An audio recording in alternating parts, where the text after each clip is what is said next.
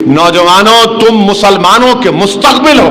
میرے بھائی 30,000 فلسطینی شہید ہو چکے ہیں، 20 لاکھ کی آبادی میں 14 لاکھ لوگ بے گھر ہو چکے ہیں، اور اللہ دیکھ رہا ہے جو لوگ جن کے پاس اللہ نے سب کچھ دیا وہ گونگے بن کر بیٹھے ہیں۔ اس 30,000 میں 16,000 معصوم بچے مر گئے، ان 30,000 تو شہید ہو گئے، 8,000 بلڈنگوں میں جو بلڈنگیں گر گئیں اس اسرائیلی ظالم حکومت کی وجہ سے، تو ان کی لاشیں سڑ رہی ہیں وہاں پر۔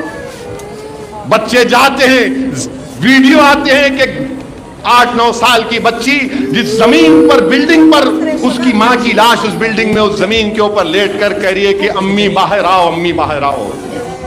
سوچو ان پر کیا گزر رہی ہوگی۔ کوئی ان کا مدد کرنے تیار نہیں، 30,000 فلسطینی شہید ہو گئے یہ ظالم اسرائیلی حکومت کے ظلم کی وجہ سے۔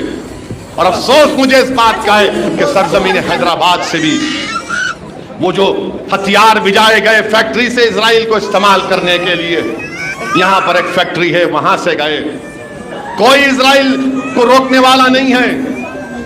20 لاکھ کی آبادی میں 14 لاکھ لوگ بے گھر ہو چکے ہیں۔ اب یہ ظالم اسرائیل رافع میں اسرائیلیوں کو ختم کرنا چاہتا ہے۔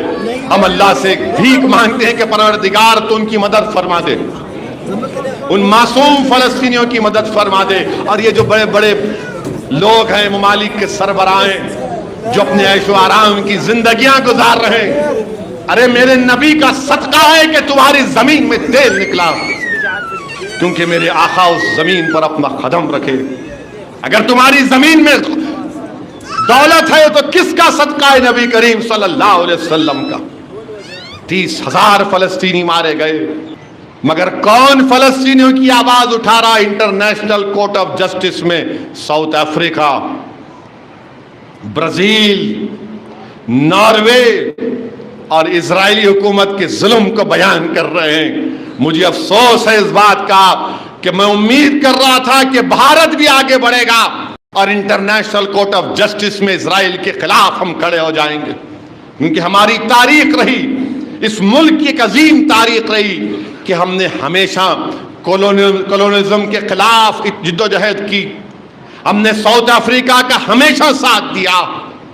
امریکہ نیلسن منڈیلا کو دہشت گرد لسٹ میں 2006 تک یا 8 تک نیلسن منڈیلا کا نام تھا امریکہ کی ٹیررسٹ لسٹ میں، مگر ہم نے 1990 میں نیلسن منڈیلا کو بھارت رتنا دیا تھا۔